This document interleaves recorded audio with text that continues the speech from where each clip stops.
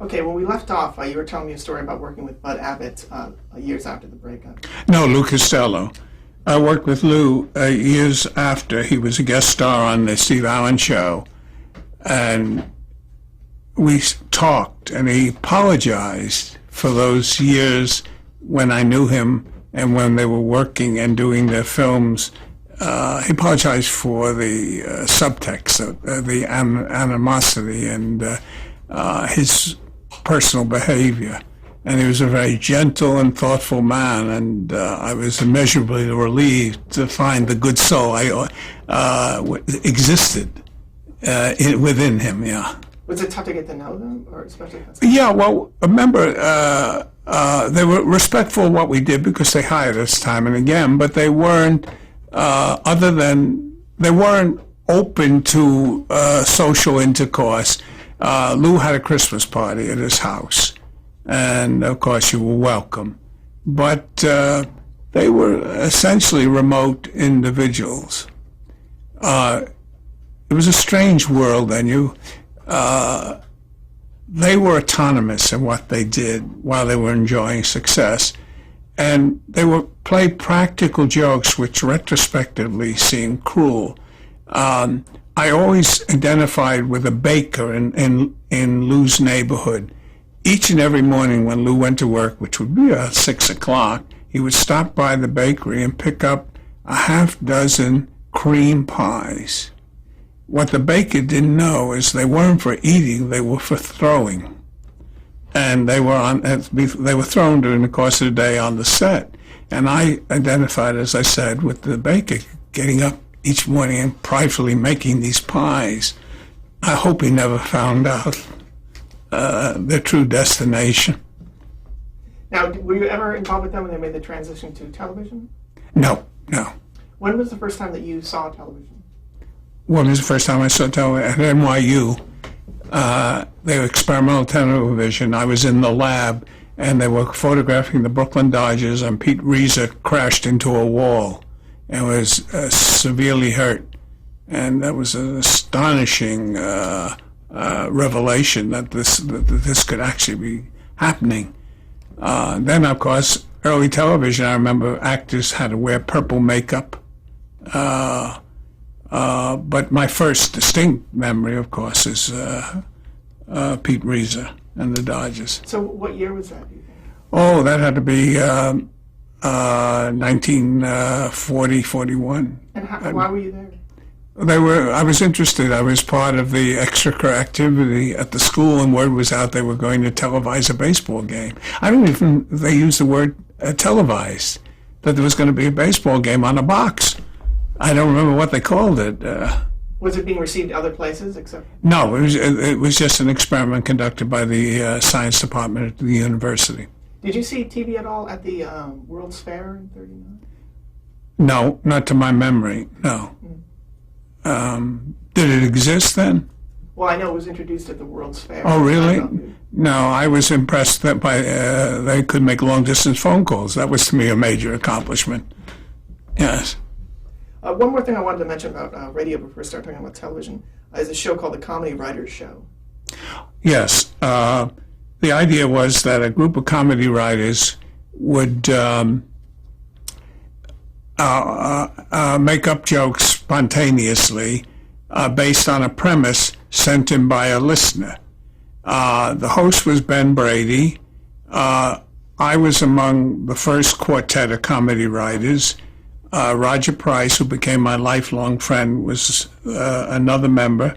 Henry Taylor, who had performed professionally as the Radio Rogues and was a writer for some variety show on television, and Don Quinn, who had created Fibber McGee and Molly.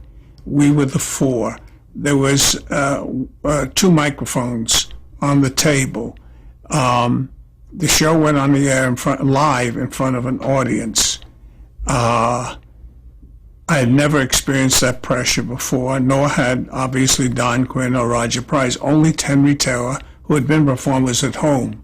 Don Quinn got hold of one of the microphones and had a death-like grip on it and was shaking so much, the microphone was moving, and we had to move the table as quietly as possible to keep up with the microphone.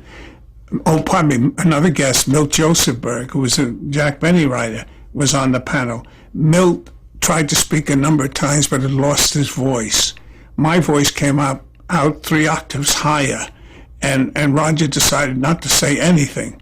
So the only person speaking on that initial show was Henry Taylor.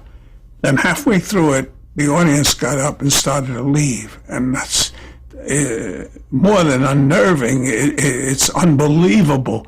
But what we subsequently learned is that they all had tickets to the Red Skelton broadcast, but they'd come in here to kill time, and now they had to get into the Skelton line before they were shut out from the show.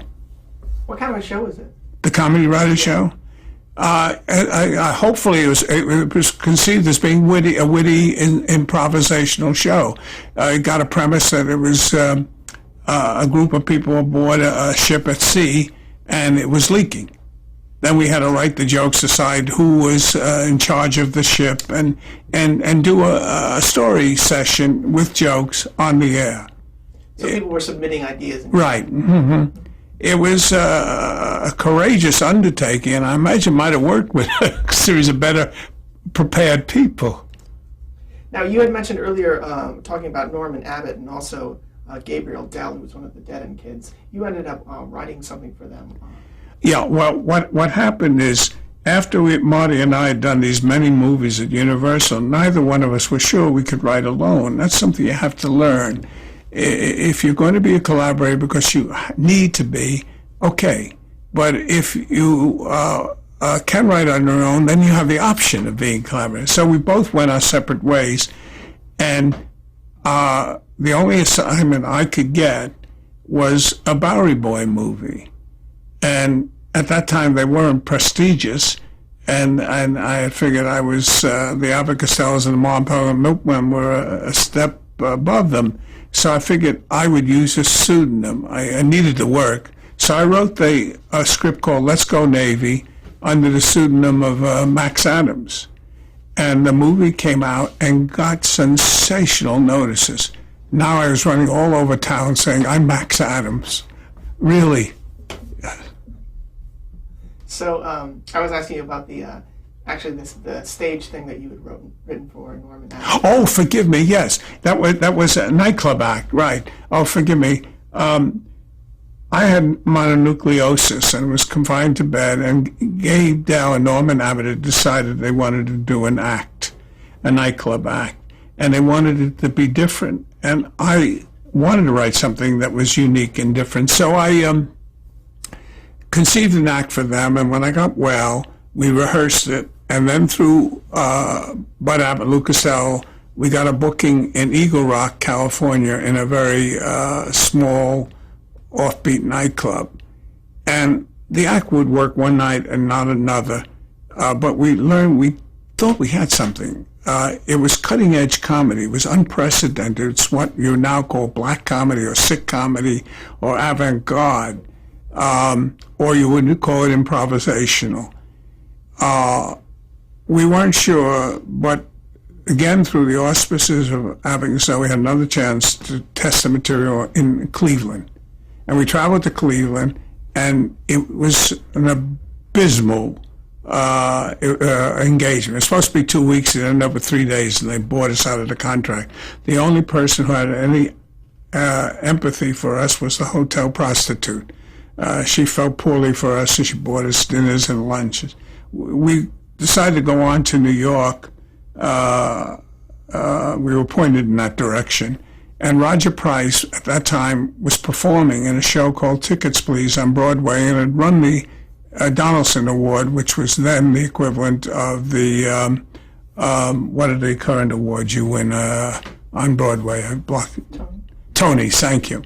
So it was equivalent to Tony, and Roger did 2 spots in the show, and he didn't want to do any longer.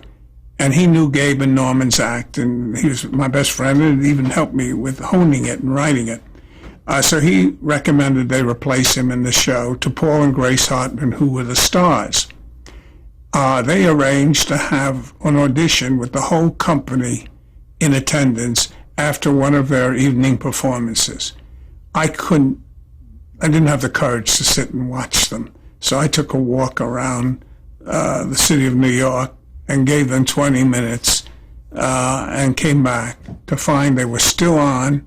There was an enormous response. They went through every bit of the material, things we had never done on the stage, and were booked immediately into the show. They became a hit overnight. They were booked into Le Rubin Blue, which is a elegant nightclub given to sophisticated material.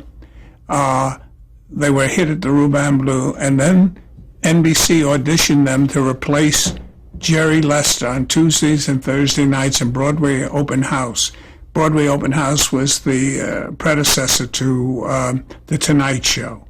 And so they became television personalities. They won out over Lenny Bruce, Buddy Hackett, very established people.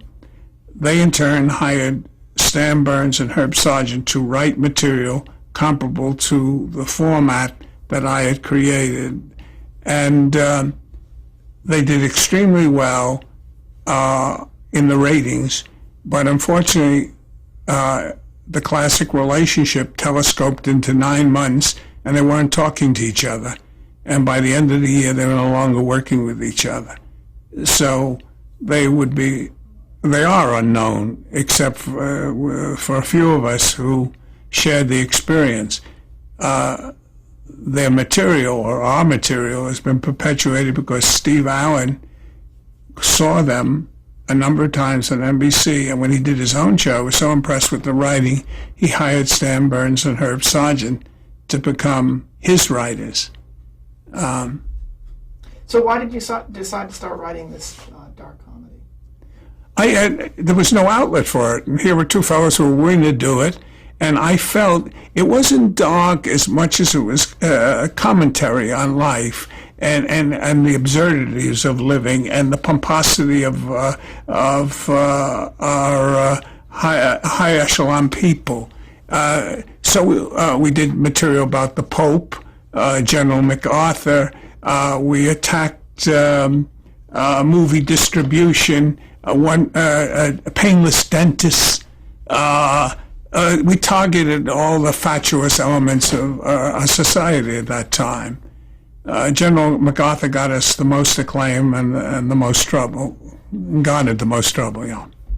Now, when Herb Sargent and Stan Burns were writing for them when they were on the Broadway Open House, were you also writing? No, they weren't on Broadway Open House. They were on Steve Allen. They became... pardon me, when they wrote for Gabe and Norman, yes. Yeah. No, I was in California then, and I was consultant.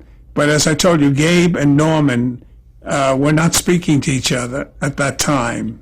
And so you had to go through an intermediary who was acceptable to both of them. So whenever I had script suggestions, I gave them to Ben Melnick, who was the go-between. It was an untenable situation, obviously. Now, you say you were consulting. Was that they sent you scripts? Yeah. Mm-hmm. And you would call them up and talk? Yeah, I would call them up, or they would call me and read me a sketch over the phone. Now, one of them. Never both of them. Were there things that you could do in the stage that you could do on television? Say that again, please. Were there things that you could do on the stage that you couldn't do on television? Oh, most assuredly. There was severe restrictions on television, whereas in the theater, anything goes. You find that most people had to modify their acts until recently. Now almost the reverses happened. Most comedy is depressingly scatological. And if your show is in the toilet now, that's a compliment. Yeah. So this was sort of your first experience with television? You were just yes. I didn't think of it as such, but right, it was indeed. Yeah. And then you moved on to other television? I had, after the movie, where are we in our career? We haven't gotten to the other movies. You want to skip those? Because the transition was, how do we handle this? Let me see. I continued to write screenplays for different studios, and then television came into prominence. and the movie industry was petrified. It came to a standstill.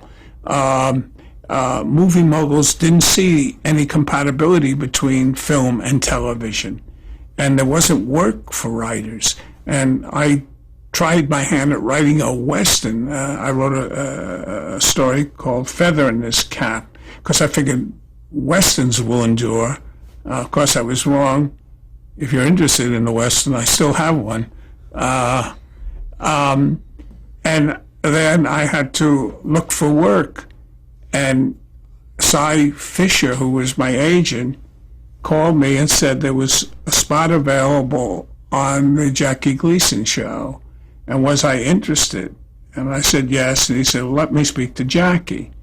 Now, I had known Jackie. We had been friends. Milton Berle had introduced me to him. He had substituted for Milton Berle at the Carnival nightclub when Milton was ill. And he was remarkably effective. And Jackie and I had spent time together in Las Vegas.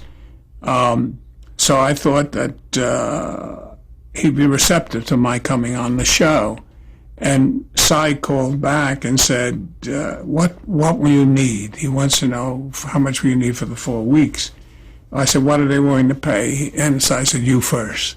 So I said, well, if it's only 4 weeks, I have to keep my residence here, and I'll have to live in a hotel in New York. And what do you think? And we finally said, okay, we'll ask for $1,000 a week. At that time, that may have been high, but the two dwellings necessitated it. About 3 days later, Cy called and said, you got the money, but Jackie wants to speak to you. I said, okay. And he got on the phone and says, hello, Leonard. I'm paying you $1,000 a week, but don't expect us to be friends anymore. Hung up. So... Now, before you flew out to New York, did you work on the Alan Young show previously? Oh, yes. The Alan Young show existed, and they needed sketch material, and I became a contributor to the show. And that was early television, and there were no restrictions, no inhibitions. You didn't know you couldn't do the things that you did. You weren't supposed to be able to. And I wrote 2 sketches. One is indelibly etched in my memory because it was the first time I took advantage of using stunt people who could act. And that later on became a signature in many of my shows. At that time, one of the most popular shows on television was This Is Your Life with Ralph Edwards. And I don't know if you remember the format, but they would have a guest who they surprised by bringing people out of his or her past onto the stage. They found some excuse to get the guest there, so they were totally unsuspecting that they were the honoree. And so we used that same format on the Alan Young show, and I've forgotten who our alleged guest, Alan Young played the role. Then everybody was brought out who were part of his past life, but none of them liked him, and they couldn't stand each other. So as they were gathering together, it was breaking into groups who were arguing, then into fist fights and a total imbroglio, and then they make that classic announcement, we have to end now, but all the guests will be meeting together at the Roosevelt Hotel, and the set was totally destroyed by then. It was... I remember it being extremely well received and reviewed. So how was Alan Young as a television? Endearing. I still keep in touch with Alan. He's a very philosophical person, and he was thoughtful most of the time. You didn't think of him as a comedy personality until he performed. There was a gentleness in him. Well, it's in Mr. Ed. You can see it, you know. It's a quizzical, is this happening to me type of personality.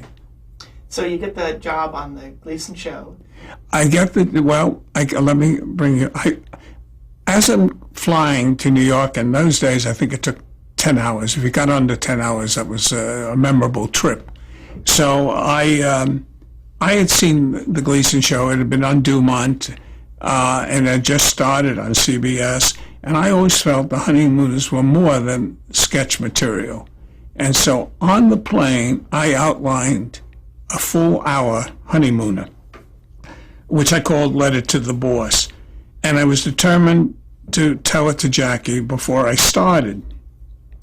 When I arrived in New York, I went to the Park Sheraton Hotel where he had his offices, and I went upstairs and met Jack Philbin, who was the producer, and a very pleasant, affable man and fun. And he said, well, why don't I take you down and meet the other writers? You can get to work. I said, no, I want to speak to Jackie. He said, well, you can't now. Jackie's indisposed. I said, no, then I'll wait until Jackie's available, and I haven't been in New York in years. He said, no, you go down right now. I became insistent. So Jack figured, okay, let him get his comeuppance. He said, Jackie's at the doctor's hospital. And he told me where it was, and I left. At that time, Jackie would go to doctor's hospital whenever he was recovering from maybe drinking too much or eating too much, and it was his way of isolating himself. So, and doctor's hospital didn't have a very good reputation because I think it catered essentially to people such as Jackie. Well, I got off at the 4th floor and was headed in the direction of Jackie's room, and a nurse stopped me and said, where are you going? I said, I'm going to see Mr. Gleason. She said, he went home. He wasn't feeling well. So did you end up telling him the idea for that story? Oh, yes. I did when I got to see him. I couldn't get to him at home. I went and met the writers first and settled in. But I did, and I argued effectively because eventually we did it.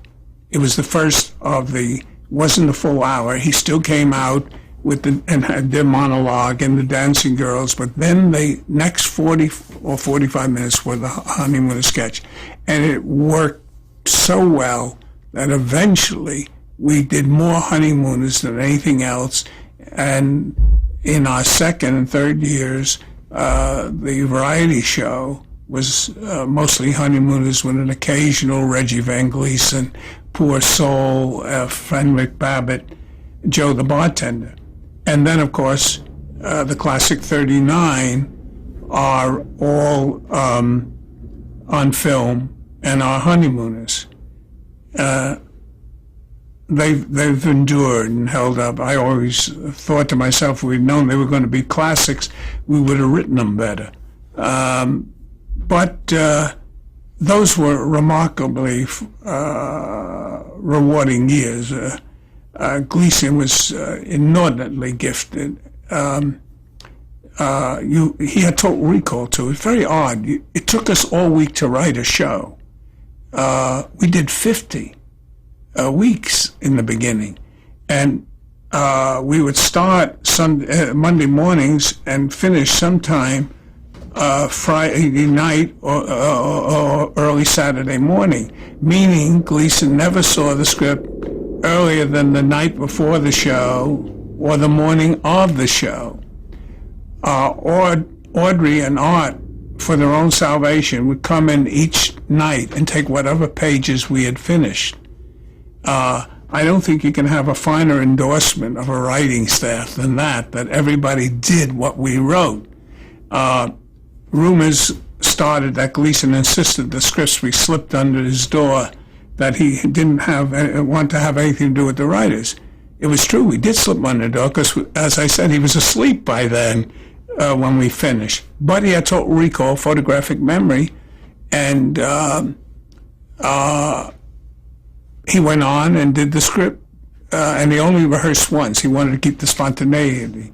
The other people rehearsed as often as possible. If he didn't know a line, if he missed a line, they never stepped out of character.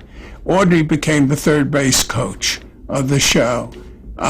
If Jackie didn't know the line, he couldn't get it, he would pace, and she would shift her body, and she might put her hand on the hip, and the elbow would be facing the icebox. And he'd know, oops, and he'd go to the icebox and then get back into the litany.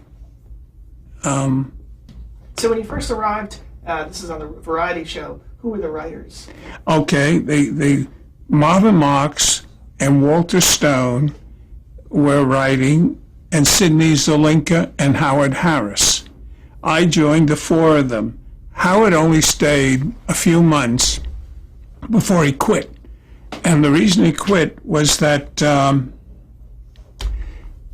Saturdays, after we had that grueling week of writing a script, Jackie would do a monologue at the opening of the show, and he'd want us to write the monologue. Well, he only did self-contained jokes, and that's the hardest thing in the world to write. And we failed miserably at it. He said and maybe that was our penance. I don't know. But toward as the hours to the show became shorter and shorter, anybody with a joke was welcome to talk to Jackie. So Howard labeled this the Humiliation Festival, and finally said, "I've had it," and he left. So four of us then did the show, and we worked in concert for, I think, a year before we said, we're not going to survive much longer, and we split up. And Walter and Marvin wrote one show, and Sidney and I wrote the other, and we alternated. And then we added Andy Russell to help us with each team with stories. And then as we continued on and on, we realized we needed to fortify ourselves even more, and Herb Finn joined us, and then we wrote in teams of three each. Andy Russell joined Sid and me, and Herb went with Marvin and Walter. And that lasted until we did the classic 39. And then in the 39, Walter and Marvin did 15, Herb and Andy did 9, and Sid and I did 15. And now, you had been friends with Jackie before you became a writer. How did your relationship change now that you're working for him? It was an interesting change. I think there was an abiding affection we had for each other, but it was challenged from time to time. I remember I lived in an apartment that was 2 blocks away from Jackie's office, and the street became a triangle there, so it wasn't really true blocks. It was a very short distance, and I had a marvelous apartment overlooking Central Park South. And Sid and I loved working there and didn't want to work in the office. Plus, you didn't have the office intrigue, and there's intrigue in every office, and we didn't have to play office politics. So we were very happy being away from there, and that bothered Jackie that we weren't in his office. He said, "You got to come in. You got to come in." We said, "We're there. Anytime you want us, we're available." And he redecorated the offices, and he said, "Now there's no reason for you." And we said, "Jackie, you want us, we're there, but we're writing well here." One day, we got a phone call. "Jackie wants to see you." We figured that's the test. We got to get there in 5 minutes or it's all over. We rushed out of my apartment down the street, and we made it. We got in the elevator to the 23rd floor at the Park Sheraton, and there we were, breathless, but we were there.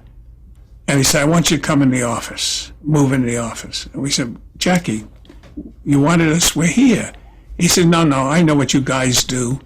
You go for walks in the park."